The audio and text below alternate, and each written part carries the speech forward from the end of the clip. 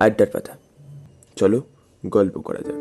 আজ আপনারা শুনছেন আমাদের আড্ডার পাতার চতুর্থ পল্লবের গল্প বীর্যশুল্কা। শরদিন্দু বন্দ্যোপাধ্যায়ের লেখা এই গল্পটি আজ আমরা পাঠ করব। গল্প মিস না করতে হলে এক্ষুনি সাবস্ক্রাইব করুন আমাদের অফিসিয়াল চ্যানেল আড্ডার পাতাকে। সাহিত্য অমর হোক। রাজকুমারী সুমিত্রার আর কিছুতেই বর পছন্দ হয় না। দেশ দেশান্তর থেকে রাজারা লিপি পাঠান রাজকন্যার প্রাণী প্রার্থনা জানিয়ে, কিন্তু লিপি গ্রাহ্য হয় না। রাজদূত নিরাশ হয়ে ফিরে যায়। সুন্দরকান্ত্রী রাজপুত্রেরা আসেন রাজকন্যার প্রাসাদের সম্মুখে, ঘোড়ায় চড়ে ঘোরাঘুরি করেন। তাদের কোমরে রত্নখচিত অসি ঝলমল করে, কিরিটের হীরা সূর্যকিরণে ঝকমক করে। কিন্তু রাজকুমারী সুমিত্রার মন টলে না। তিনি সখীদের ডেকে বাতায়ন থেকে আঙ্গুল দেখিয়ে বলেন, সখী, দেখ দেখ, কতগুলো মোমের পুতুল ঘোড়ায় চড়ে ঘুরে বেড়াচ্ছে। সূর্যের তাপে গলে যাচ্ছে না কেন? এই আশ্চর্য। রাজকুমারীর কথা রাজপুত্রেরা শুনতে পান। তার ফলস্বরূপ তাদের মুখ রাঙা হয়ে ওঠে। আর্যাবর্তময় দক্ষিণে অবন্তী রাজ্য থেকে পূর্বে কাশী কৌশল্য পর্যন্ত রাষ্ট্র হয়ে গেছে যে তক্ষশিলার শক রাজকুমারী যেমন অপরূপ সুন্দরী তেমনি গর্বিতা। তার রূপ লাবণ্য দেখে যারা তাকে বিয়ে করতে আসেন তার দর্পের কাছে পরাভূত হয়ে তারা ফিরে যান। আর্যাবর্তের কোনো রাজা বা রাজপুত্রকে তার মনে ধরে না। সুমিত্রার বাবা রাজা রুদ্রপ্রতাপ, তক্ষশিলার রাজা। রুদ্রের মতনই তার প্রতাপ। তিনি শক বংশীয়। শক বংশের অনেক ক্ষত্রপ তখন ভারতবর্ষের উত্তর পশ্চিম অঞ্চলে রাজত্ব করছিলেন। বহুকাল আর্যবর্তে থাকার ফলে তারা অনেকটাই আর্য ভাবাপন্ন হয়ে পড়েছিলেন, কিন্তু শক রক্তের প্রভাব সম্পূর্ণ মুছে যায়নি। শক নারীরা তখনও তরোয়াল নিয়ে দ্বন্দ্বযুদ্ধ করতে ভালোবাসত, অশ্বচালনায় পুরুষদের সঙ্গে প্রতিদ্বন্দ্বিতা করত। রাজকুমারী সুমিত্রাও ছিলেন সেই জাতের মেয়ে, যেমন রূপসী তেমনি তেজস্বিনী। রাজা রুদ্রপ্রতাপ যখন দেখলেন কোনো বরই তার মেয়ের পছন্দ হয় না, তখন তিনি তার মেয়েকে কাছে ডেকে জিজ্ঞাসা করলেন, কিরে, তুই কি বিয়ে করবি না? স্বয়ংবর সভা কি ডাকবো? স্বয়ংবর সভায় তো কেবল রাজা আর রাজপুত্ররা আসবে। তাদের আমি দেখেছি, তারা সব ননির পুতুল। তাদের কারুর গলায় আমি মালা দিতে পারবো না। আমি প্রতিজ্ঞা করেছি, বীর্যশুল্কায় যে আমায় কিনে নিতে পারবে তাকেই আমি বিয়ে করব। তা সে শূদ্রই হোক আর চণ্ডালী হোক। ঠিক ঠিক, আমিও তাই চাই, কিন্তু তা হবে কি করে? আমার প্রতিজ্ঞা এই, যে পুরুষ 3টি পরীক্ষায় উত্তীর্ণ হতে পারবেন আমি তাকেই বরমাল্য দেব। আপনি রাজ্যে এই কথা ঘোষণা করে দিন পিতাশ্রী। বেশ বেশ, কি কি বিষয়ে পরীক্ষা হবে তাহলে? বাহুবল, হৃদয় বল আর বুদ্ধিবলের পরীক্ষা হবে। আমি নিজেই তা পরীক্ষা করতে চাই। সুমিত্রা, তুই শব্দহিতার উপযুক্ত কথা বলেছিস। দেশে বিদেশে আমি ঢেরা পিটিয়ে দিচ্ছি। রাজ্যে রাজ্যে আবার ঘোষণা হয়ে গেল। আবার অনেক রাজা, রাজপুত্র, সেনাপতি, অমত্তা এলেন, কিন্তু সকলেই ব্যর্থ মনোরথ হয়ে ফিরে যেতে লাগলো। কেউ বাহুবলে পরীক্ষায় উত্তীর্ণ হলেও বুদ্ধি বলে হয়নি, আবার কেউ বুদ্ধি বলে হলেও হৃদয় বলে অর্থাৎ সাহসিকতায় বিফল হলেন। সকলেই অবদ্ধ মনে ফিরে গেল। রাজকুমারীকে লাভ না করতে পেরে তাদের মনোবল ভেঙে যায়। এমনিভাবে কিছুদিন কেটে গেল। একদিন সকালবেলায় মন্ত্রগুহের দ্বিতলে রাজা রুদ্রপ্রতাপের সভা বসে। চারিদিকে পাত্রমিত্র, সেনাপতি, শ্রেষ্ঠী, সামন্ত রয়েছেন। রাজা স্বয়ং সিংহাসনে বসেন। রাজার ডান পাশে পদ্মাসনে কুমারী সুমিত্রা বসেন। যেন তার রূপের ছটায় আলোকিত হয়ে গেছে পুরো রাজসভা। তার গর্বিত গ্রীবাভঙ্গি আর তীক্ষ্ণ কটাক্ষে সবার বড় বড় বীরের পুরুষও যেন সংকুচিত হয়ে পড়েছে। সভার তরণের কাছে প্রহরীরা ভূমিতে হঠাৎ একটা গোলমাল শুনতে পেয়ে রাজা জিজ্ঞাসা করলেন, কিসের গন্ডগোল মর্কেতু? দেখো তো। মর্কেতু রাজ্যের একজন সেনানী। তিনি যুবা পুরুষ, বিশাল তার দেহ। তার চেহারা দেখেই শত্রু ভয়ে আধমরা হয়ে যায়। তিনি সভাধারে গিয়ে দেখলেন একজন দিনবেশ যুবক জোর করে সভায় প্রবেশ করতে চায়, কিন্তু 4-5 জন প্রহরী তাকে আটকে রাখবার চেষ্টা করেছে।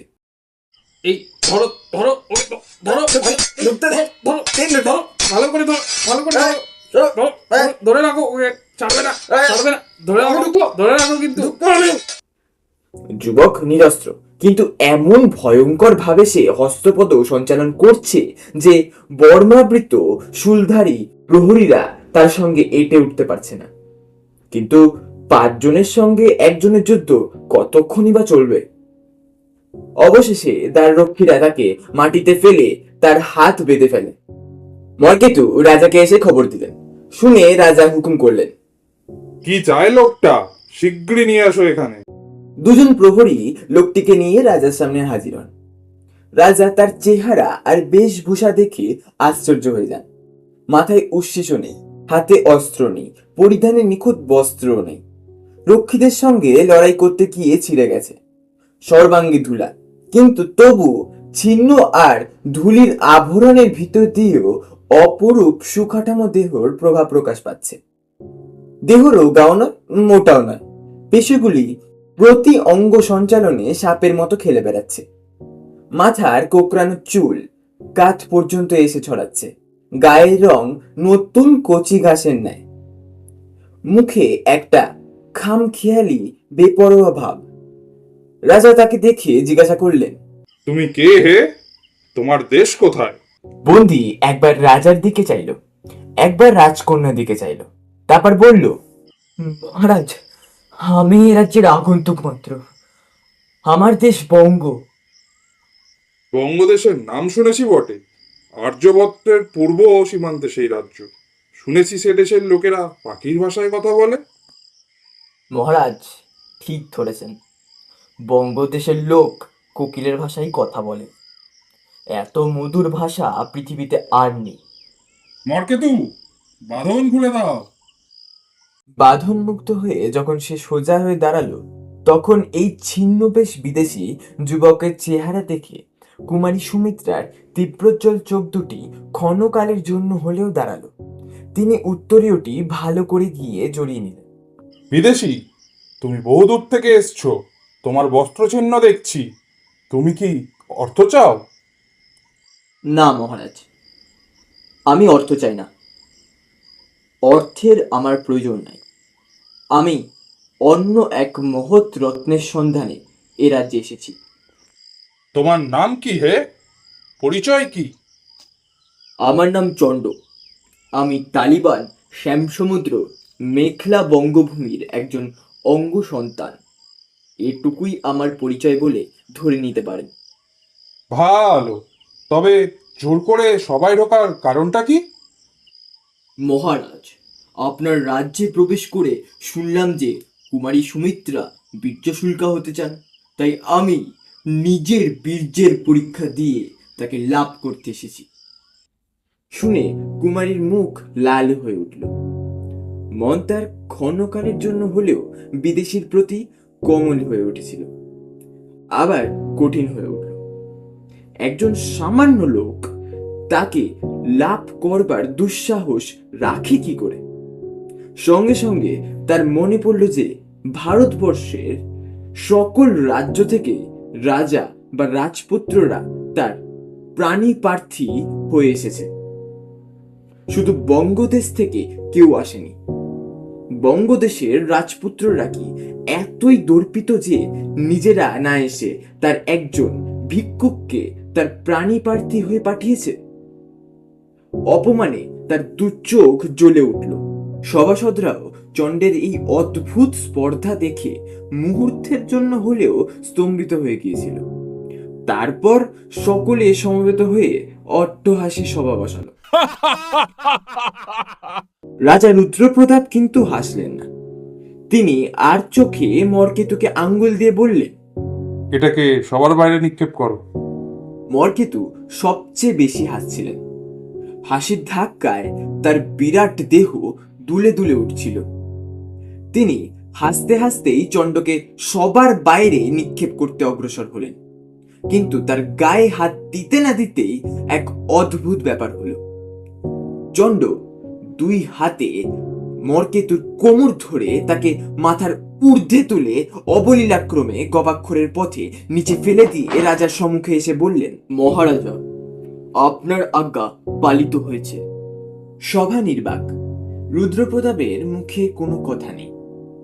চন্ড এমন ভাবে এসে দাঁড়িয়ে আছে যেন সে বিশেষ কিছু করেইনি, এরকম সে রোজই করে থাকে। সকলে ভাবছে এ কি আশ্চর্য ব্যাপার, মর্কেতুকে যে ব্যক্তি একটা তুলোর বস্তার মতো তুলে ফেলে দিতে পারে, তার গায়ে কি অসীম শক্তি হতে পারে। সভা শুদ্ধ লোক বিস্ফোরিত চোখে চণ্ডের মুখের দিকে তাকিয়ে থাকে। এতক্ষণে সুমিত্রা কথা কইল। নিস্তব্ধ সভাগৃহে তার কণ্ঠস্বর বীণার মতো বেজে উঠল। ঈষৎ ভঙ্গিতে তিনি ধীরে ধীরে বললেন, বিদেশি, তোমার দেশে কি রাজা নেই? রাজা আছেন বৈকি। বটে, তবে কি তিনি প্রবীণ? হ্যাঁ, তিনি প্রবীণ। তার কি পুত্র নেই? আছে, কিন্তু যুবরাজ ভট্টাচার্য শুনেছি নাকি পরম রসিক। তবে তিনি পিতার মতো বীর কিনা বলতে পারবো না।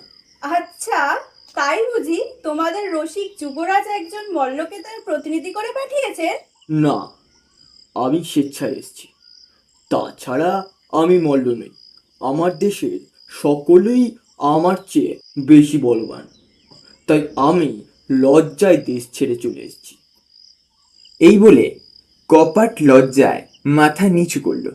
এই লোকটার সঙ্গে কথাতেও পারবার জো নেই, যে ব্যক্তি এইমাত্র মহাকায় মকরকেতুকে জানলা দিয়ে গলিয়ে ফেলে দিয়েছে, তার মুখে একথা পরিহাস ছাড়া কিছুই নয়। ভালো, তুমি মল্ল হও বা না হও, ভার উত্তোলন করতে পারো বটে। আমি প্রতিজ্ঞা করেছি যে 3টি পরীক্ষায় উত্তীর্ণ হতে পারবে তাকেই আমি বরমাল্য দেব, তা সে পামরি হোক আর চণ্ডালী হোক। কিন্তু ভার উত্তোলন করাই বাহুবলের প্রমাণ নয়, উষ্ট্রও ভার বহন করতে পারে। তুমি বাহুবলের আর কি প্রমাণ দিতে পারবে? মানুষের যা সাধ্য আমি তাই পারবো। পারো? বেশ, আমার এই মুঠির মধ্যে একটি মুক্তা আছে, মুঠি খুলে মুক্তাটি নিতে পারো? রাজকুমারী, এ পুরুষের উপযুক্ত পরীক্ষা নয়। আমাকে অকারণে লজ্জা দিচ্ছেন কেন? এই বলে সে বা হাতের দুটি আঙ্গুল দিয়ে রাজকুমারীর মুঠি দুদিকে চেপে ধরল। রাজকুমারী একেবারে শিউরে উঠলেন। তারপর তার মুঠি আস্তে আস্তে খুলে গেল। মুক্তটি হাত থেকে তুলে নিয়ে চণ্ড বলল, আজ থেকে এই মুক্তটি আমার কর্ণভূষণ হলো। প্রথম পরীক্ষায় তুমি উত্তীর্ণ হয়েছো বটে, বাকি 2 পরীক্ষা আজ অপরাহ্নে হবে। নিজের শয়ন ঘরে গিয়ে রাজকুমারী বিছানায় শুয়ে কাঁদতে লাগলেন। এমন লাঞ্ছনা তিনি জীবনে ভোগ করেননি। কোথাকার এক পরিচয়হীন অখ্যাত লোক এসে অবহেলা ভরে বা হাতের তার মুঠো খুলে দিল। কি কঠিন তার আঙ্গুল, যেন লোহা দিয়ে তৈরি। সে আঙ্গুল রাজকুমারীর মুঠি স্পর্শ করা মাত্রই যেন অবশ হাত আপনা আপনি খুলে গেল। কেন এমন হলো? ও কি ইন্দ্রজাল জানে? চোখের জল মুছে সুমিত্রা পালঙ্কে উঠে বসলেন। তার লুষ্ঠিত অভিমান আহত সর্পের মতো আবার ধীরে ধীরে মাথাচাড়া দিয়ে উঠল। তিনি গালে হাত দিয়ে ভাবতে লাগলেন কি করে আজ বাকি 2 পরীক্ষায় চণ্ডকে পরাস্ত করবেন। বেলা 3য় প্রহরের তুর্য দামামা বাজা মাত্রই রাজা এবং রাজ্যের বড় বড় প্রবীণ আমত্তেরা রাজ উদ্যানে সমবেত হলেন। রাজকুমারী বেনি দুলিয়ে ফুলের মালা গলায় দিয়ে নিজের প্রাসাদ থেকে নেমে এলেন। চণ্ড উপস্থিত হলো। এখন আর তার ধূলি ধূসর বেশ নেই। পরিধানে পটবস্ত্র এই যে, বুকে লোহার বর্ম, হাতে ধনুক, ডান হাতে সেই মুক্তটি বেল ফুলের কুড়ির মতো দুলছে। রাজ উদ্যানটি প্রকাণ্ড, চারিদিকে উঁচু পাঁচিল দিয়ে ঘেরা। তাতে বড় বড় ফুল ফলের গাছ, অম্র, জম্বু, বকুল, পিয়াল, কদম্ব শোভা পাচ্ছে। মাঝে মাঝে সরোবরা, মাঝে মাঝে বুক পর্যন্ত উঁচু স্বচ্ছ স্ফটিকের দেওয়ালের বাগানের পুষ্পিত অংশকে ঘিরে রেখেছে। চারিদিকে পোষা হরিণ, শোষক, ময়ূর চড়ে বেড়াচ্ছে। একটি পাথরের বড় বেদির ওপরে রাজা এবং আমত্তেরা আসন গ্রহণ করলেন। সুমিত্রা তার দুজন সখীর সঙ্গে অদূরে আরো একটি বেদিতে বসলেন। চণ্ড দাঁড়িয়ে রইল। কুমারী এবার অয়ত উজ্জ্বল চোখে তুলে চণ্ডের দিকে তাকিয়ে রইলেন। তারপর গ্রীবা হেলিয়ে একজন সখীকে ইঙ্গিত করলেন। সখীরা হাতে একটা সোনার কলসি নিয়ে সেই কলসিটি স্ফটিকের দেওয়ালের পিছনে রেখে এলো। কুমারী তখন জিজ্ঞাসা করলেন, বিদেশি, তুমি তীর ছুঁড়তে জানো? ওই ছেলেবেলায় শিখেছিলাম, অল্প স্বল্প জানি। ভালো, এবার তোমার বুদ্ধিবলের পরীক্ষা হবে। স্ফটিক কোটের ওই ওপারে ঘরটি দেখতে পাচ্ছ? তুমি যেখানে দাঁড়িয়ে আছো সেখান থেকে তীর দিয়ে ওই ঘরটি বিদ্ধ করতে হবে। যদি পারো, বুঝবো তুমি কৌশলী বটে। রাজা এবং পরিষদের সকলেই অবাক হয়ে রইলেন। এ কি অদ্ভুত পরীক্ষা! এদিক থেকে ঘট ভেদ করা কি সম্ভব আদেও? মাঝে 5 আঙ্গুল পুরো স্ফটিকের দেওয়াল। সে দেওয়াল ভেদ করে তীর ছোড়া মানুষের অসাধ্য। এ কি মানুষের কাজ? এ তো দেবতাদেরও অসাধ্য। তবে কি তুমি চেষ্টার আগেই পরাভব স্বীকার করছো? না না, আমি তা বলছি না। আমি বলছি আপনি আমাকে মানুষের অসাধ্যের কাজ দিয়ে দেব পদবি দান করছেন। তবে কি তুমি পারবে বলে মনে হয়? চণ্ড সযত্নে ধনুকে গুণ পড়ালো। ঈষৎ টঙ্কার দিয়ে দেখল গুণ ঠিক আছে কিনা। তারপর আকাশের দিকে চেয়ে আস্তে আস্তে ধনুককে স্বরসংযোগ করলো। গাছের পাতা নড়ছে না, বাতাস স্থির। দর্শকেরাও চিত্রাপিপাতের মতো বসে দেখছেন। চণ্ড ধীরে ধীরে ধনুক ঊর্ধ্বে তুলল। একবার সুবর্ণ ঘটের দিকে চেয়ে তারপর জ্যা মুক্ত তীর আকাশের দিকে ছুঁড়ে মারল। তীর আতশবাজির মতো সোজা আকাশে উঠে গেল। পাক খেয়ে খেয়ে নক্ষত্র ভাগের মতো নিচের দিকে মুখ করে নেমে আসতে লাগলো। ঠং করে একটা শব্দ হলো। সকলে মুগ্ধ হয়ে দেখছিলেন। তীরটি সোনার কলসের গায়ে গিয়ে বেঁধে গেল।